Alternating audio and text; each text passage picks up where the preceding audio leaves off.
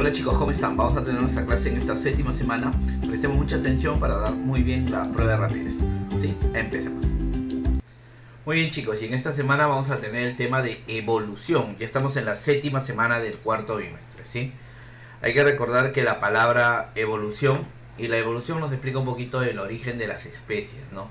Vamos a tener en cuenta eso. Hay que recordar que la palabra evolución es la palabra que se define como los cambios a través del tiempo. La evolución va a estar referida a los procesos de cambio que se van a dar en las poblaciones, ¿sí? No va a explicar el porqué de la gran diversidad biológica que hay en el planeta y la relación de parentesco que existe entre los organismos vivientes.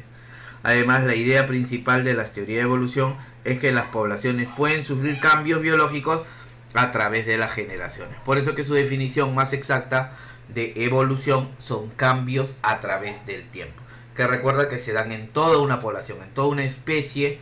Tendría que darse en todo ese conjunto de organismos de una misma especie que está en un lugar y tiempo determinado, se va a dar esta evolución. Antecedentes que tenemos a esto que vamos a hablar. Tenemos dos. Primero tenemos el caso del fijismo. El fijismo nos plantea que los organismos no van a cambiar. Los organismos no cambian. Son invariables en el tiempo. Por lo tanto, el fijismo lo que plantea es que no hay evolución. Entonces, al plantear que no existe evolución, plantea que no va a haber cambios a través del tiempo. Entonces, el fijismo, acuérdate que también se escribe con X, ¿ah? Fijismo o fijismo, como se puede escribir. Los organismos no van a cambiar, son invariables en el tiempo y por lo tanto no hay evolución. Mira, esto va a ser sostenido por Linneo y por Cuvier. Cuvier plantea además lo del catastrofismo. ¿Qué es el catastrofismo?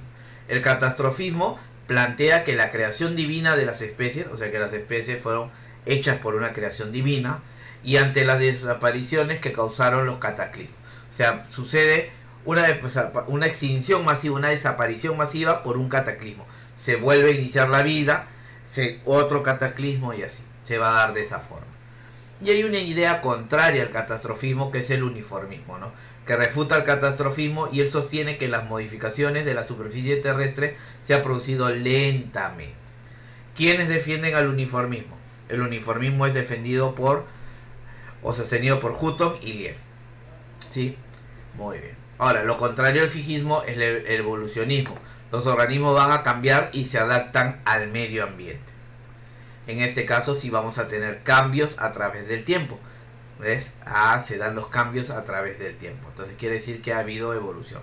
El primer defensor de este evolucionismo es Lamarck. Tenemos el evolucionismo sostenido por Lamarck, por Darwin, pero el primero en sostenerlo es Lamarck. Lamarck, que es el padre de la biología.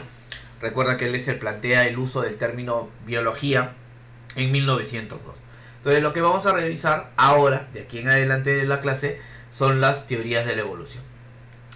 La primera teoría evolutiva que vamos a revisar es la teoría transformista. La teoría transformista, que en este caso lo tenemos ahí al padre de la biología moderna, como se le llama. En esta teoría transformista se dice la teoría de la transformación de los caracteres adquiridos. El autor es Jean-Baptiste Lamarck, padre de la biología moderna que te hablaba. Él es el primero que utilizó el término biología y en este caso plantea esta teoría evolutiva. La teoría de la transformación de los caracteres adquiridos. Él en su libro Filosofía Zoológica, plantea esto, ¿no? Plantea el mecanismo, la herencia del rasgo adquirido. El mecanismo que él plantea es la herencia del rasgo adquirido. Él plantea un caso, ¿no? Lamarck nos habla del caso de las jirafas. Él nos dice que en un momento la jirafa de cuello corto, que él plantea que la jirafa tenía cuello corto, la jirafa de cuello corto comió las hojas que estaban a su alcance. Al comer las hojas que estaban a su alcance, llegó un momento en que ya no habían hojas. Entonces quedaron hojas mucho más altas. Entonces la jirafa que hizo, empezó a estirar el cuello, y esto generó que su descendencia, sus hijos, nazcan con cuellos cada vez más largos. Eso es lo que plantea Lamarck, ¿sí? sus conclusiones de él fueron que los organismos tienden al cambio debido a que la naturaleza genera una necesidad. O sea, el organismo, él plantea que la jirafa de cuello corto cambió, alargó su cuello debido a la necesidad de no encontrar alimento. Y él plantea, por lo tanto, la ley del uso y del desuso. Él plantea que si un órgano es usado, el uso de un órgano, esto hace que este órgano se desarrolle. Y el desuso de un órgano hace que se termine por atrofiar, que se atrofie. ¿Sí? Él plantea, y esto es lo que hay que prestar bastante atención, la heredabilidad del rasgo adquirido, que inmediatamente se va a poder heredar. Y ahí viene la crítica. La crítica es con respecto a esto. El rasgo adquirido no se puede heredar.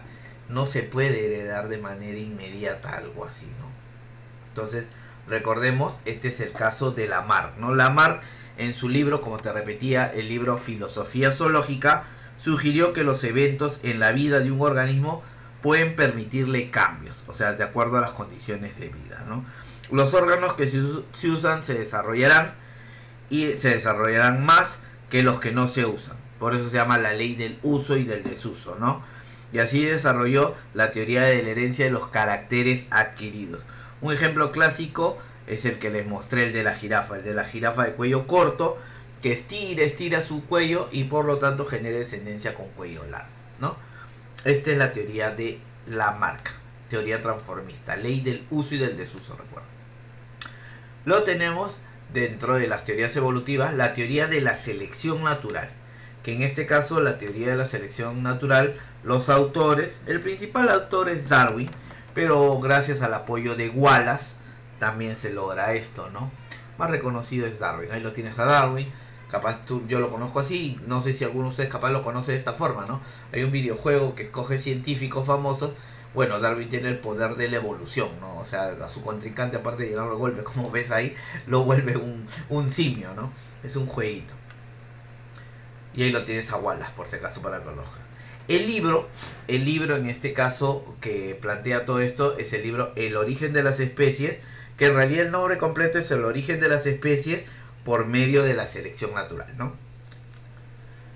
Darwin, acá vamos a ver el caso de las Islas Galápagos, ¿no? Las Islas Galápagos son islas pequeñas, ¿sí? Entonces, el que plantea el caso del pinzón continental. El caso del pinzón continental. Si tú te das cuenta, el pinzón continental en las distintas islas que forman a las Islas Galápagos ha variado la forma de su pico. ¿Y a qué se debe esto? Al tipo de alimento que se encuentra en cada isla. Entonces ha habido una evolución, ha habido un cambio a través del tiempo. Y se debe a que ha debido adaptarse a las condiciones que le brindaba el lugar, ¿no? Entonces vamos a tener esto. Y Lamarck también habla de la jirafa de cuello corto y jirafa de cuello largo, para que entiendas cuál es el error de Lamarck, ¿no? Mira, Darwin plantea que existen jirafas de cuello corto y jirafas de cuello largo. Entonces las jirafas de cuello corto comieron las hojas bajas y las jirafas de cuello largo comieron las hojas bajas como las hojas altas. Entonces cuando llegó el tiempo de que se acabaron las hojas bajas, las jirafas de cuello corto ya no tenían que comer. Y cuando un organismo no come, ¿qué pasa? Profesor, se muere, claro. Y si un organismo se muere, no se reproduce. Y si un organismo no se reproduce, se extingue. Entonces sucedió esto, ¿no? La extinción de la especie, ¿no? En cambio, las jirafas de cuello largo pudieron mantenerse vivas. Conclusiones. Primero habla de una alta tasa reproductiva, que esto lo plantea Malthus. Malthus plantea esto, la de la alta tasa reproductiva. La población crece en progresión geométrica, nos plantea Malthus, y los recursos en proporción aritmética. Siempre va a faltar alimento, ¿no? Eso de que si eliminas a la mitad de la población alcanza, que has visto en la película de Los Vengadores, con nuestro amigo Thanos al tronar los dedos, es algo que tiene que ver con un poquito de la teoría, ¿no? La población va a crecer en proporción geométrica y los recursos en proporción aritmética. Va a haber gran variabilidad de la descendencia va a tener variabilidad y va a haber la supervivencia del más ventajoso. Darwin menciona el más ventajoso. Luego, término acuñado por Spencer, menciona la supervivencia del más apto, ¿sí? Como el caso de la jirafa, ¿no? La de cuello corto y cuello largo, la de cuello corto al no encontrar alimento no se adaptó y termina por fallecer, y la de cuello largo se adapta y se mantiene, al igual que con los picos de las distintas aves del pinzón continental, que modifican, hubo un cambio estructural evolutivo que generó que pueda adaptarse al tipo de alimento que había, ¿no? Los más aptos van a generar nueva descendencia, obvio, los más aptos que quedan vivos pueden generar nueva descendencia, y las características ventajosas se van a ir acumulando en el tiempo. Y esto va a permitir, como tú ves acá en este cladograma, que las características vayan permitiendo una selección natural propia, ¿no? Y esto va a generar una evolución gradual. Poco a poco se va a ir evolucionando. ¿Sí? Muy bien. Recordemos, antes de pasar a esto, antes de pasar a la teoría de la mutación, entonces recordemos esto de Darwin y Wallace, ¿no? Darwin publica este libro sobre el origen de las especies y considera que los organismos vivientes son el resultado de un proceso de descendencia con modificaciones a partir de especies preexistentes mediante un cambio gradual a través, ¿no? Entonces él plantea ya un poquito la teoría de la evolución, cambios a través del tiempo, cambios graduales, ¿no? Entonces vamos a tener un poquito de esto, que es lo que nos plantea Darwin, consideremos. Luego tenemos la teoría de la mutación. En el caso de la teoría de la mutación, el autor es Hugo de Vries, o de Vries, como lo quiere decir. Yo he puesto Vries nomás, pero es de Vries, ¿sí? Que ahí lo tienes para que lo conozcas. Él, en su libro La teoría de la mutación, él nos plantea el mecanismo de la mutación. ¿Qué es la mutación? La mutación es un cambio en el ADN, en el ácido desoxirribonucleico, en la molécula hereditaria, ¿sí? Va a haber un cambio. Por ejemplo, él trabajó con esta plantita que se llama Oenotera, la Oenotera lamarckiana. Hay la Oenotera lata y la Oenotera nanella, pero él trabajó con la Oenotera lamarckiana. Las especies normales eran la Oenotera lata y la Oenotera nanella, pero de pronto surge una nueva especie mutante debido a un cambio brusco y en corto tiempo. Entonces, como se dio un cambio brusco y en corto tiempo, él lo considera que es un mutante, ¿sí? ¿Qué conclusiones se sacan de todo esto? Que la mutación es la materia prima de la evolución. Él plantea que también que las mutaciones van a ocurrir al azar, generando nuevas especies. La mutación es al azar, rápida y brusca, ¿sí? También la otra conclusión que él saca, que toda mutación es benéfica. Y la crítica va a eso, que no toda mutación es benéfica. Nosotros tenemos enfermedades que son producto de mutaciones y no son nada benéficas. No hay tipos de cáncer que se producen por algún tipo de alguna mutación o alguna variación. Entonces también tomemos en cuenta esto. Entonces, este notable científico, que es Hugo de Vries, describió estas mutaciones, ¿no? Que son las variaciones hereditarias discontinuas que provocan cambios amplios, fácilmente reconocibles, porque es un cambio notorio, y su materia de estudio fueron las plantas del género Oenotera, como te decía. No consideró la selección natural como la principal causa de la evolución. Entonces, de Vries no considera la selección natural como la principal causa, sino a la mutación. Recuerda eso. Nota que es algo importante. Hugo de Vries redescubre las leyes de Mendel. Mendel, que es el padre de la genética. Bueno, Mendel, cuando presenta su trabajo, un trabajo espectacular, bien realizado con la arveja, acuerda, con Fisum sativum, donde nos explica la primera ley y la segunda ley de Mendel, ¿sí? La segregación y luego la distribución independiente. Mendel no fue considerado, ¿no? Muchos años después, Hugo de Vries redescubre estas leyes mendelianas para tratar de explicar. Entonces ahí tenemos que, en este caso, la importancia de Vries es también por plantearlo de la mutación y por redescubrir las leyes mendelianas. La otra teoría evolutiva, que ya esta es la que sintética se llama, pues se llama sintética, de que viene de síntesis, de una compilación de lo mejor que podría suceder en los campos de la evolución, o también llamada neodarwinismo.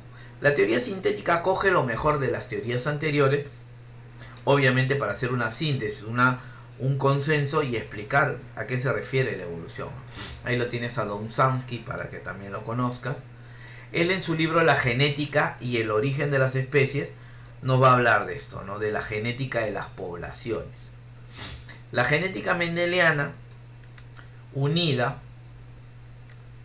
con la selección natural de Darwin, vamos a tener que eso es lo que forma la teoría sintética. Entonces la teoría sintética de Domzhansky, que acá lo tiene, la trata de plantear, ¿no? Domzhansky en su libro La genética y el origen de las especies modificó la teoría propuesta por Darwin. O sea, modifica la teoría por Darwin, incluye principios genéticos de Gregor Mendel, y entonces ahí es que se forma un neodarwinismo, una nueva teoría, ¿no? En su obra afirma que los procesos de selección natural están ligados a la genética, ¿sí? Pero ¿a genética de quién? La genética de las poblaciones. Y ahora lo vas a entender por qué, ¿sí? En esta teoría se define la evolución como el cambio de la estructura genética de una población. Es decir, cómo se combinan los alelos de un mismo gen o de genes diferentes en individuos y las frecuencias de dichas combinaciones. Él trabaja con poblaciones de diferentes especies de drosófila, de mosca para hacer esto. La drosófila melanogaster, que es una de ellas, ¿no? La mosca de la fruta. A ver, ¿qué conclusiones se sacan en la teoría sintética? Primero, que la población es un conjunto de genes, la población es una poza génica. Luego, que la población es la unidad de la evolución. Y en esto tiene bastante razón, ¿no? Porque una población, definamos, es un conjunto de organismos de la misma especie en un lugar y tiempo determinado. O sea, quiere decir, con todas las personas que tú te rodeas pertenecen a tu población. Y tú vas a tener hijos, de decisión de cada uno, con una persona que pertenece a tu población. O sea, ya sea de la universidad, ya sea de tu trabajo, ya sea de tu parroquia, no sé si vas a la parroquia, de tu iglesia, si vas a tu iglesia, de tu cuadra, de tu barrio, de tu comunidad, o sea, de tu urbanización, digámoslo así. O sea, porque esa población es la que te rodea. O sea, tú no vas a combinar tus genes con gente de otro lado, de otra población que pertenece a otro lugar, debido a que no pertenece a la población que tú frecuentas, ¿no? Entonces vamos a tener en cuenta esto. Entonces miren, la teoría sintética plantea que la poza genética varía su frecuencia por factores de cambio. O sea, va a haber factores que van a cambiar esto. ¿Cuáles son? Mira, acá tiene la poza genética, tiene los genes que pertenecen a una población, los alelos que te mencioné hace un ratito. Y vamos a tener que va a haber descendencia con variaciones. ¿A qué se refiere? Que van a sobrevivir solo los más aptos, que incluye ya acá teorías de selección natural. Entonces planteé un poco de la genética y lo de la selección natural. A ver, ¿qué factores producen variación? La mutación. Él incluye que la mutación produce variación porque es cierto. La recombinación genética, la reproducción sexual que genera recombinación de los cromosomas sexuales, de los cromosomas, heredados de tu papá y tu mamá, que se van a recombinar y generar una variación, se incluye como un factor. La deriva genética, el lugar de ubicación, la migración, el aislamiento geográfico, todo eso van a ser factores que van a producir la variación. La descendencia va con variaciones, se va a dar debido a factores ambientales que genera la selección natural, y por eso es que se considera que lo que dijo Darwin, más que es la selección natural, más lo que menciona Mendel, más la genética moderna, que es la genética de poblaciones que utiliza Domzhansky, nos plantea la teoría del neodarwinismo o teoría sintética o la nueva teoría de la evolución. Entonces esto es lo que nos plantea. Muy bien, chicos, ya te expliqué las teorías de la evolución. Entonces tú qué vas a hacer, vas a resolver las preguntas de la página 185 y 186, las preguntas del 1 al 8, luego te pasas a la 10 y la 11, la 9 no la vas a hacer. 1, 8, 10 y 11. Muy bien, chicos. Muy bien, el tema terminado, espero que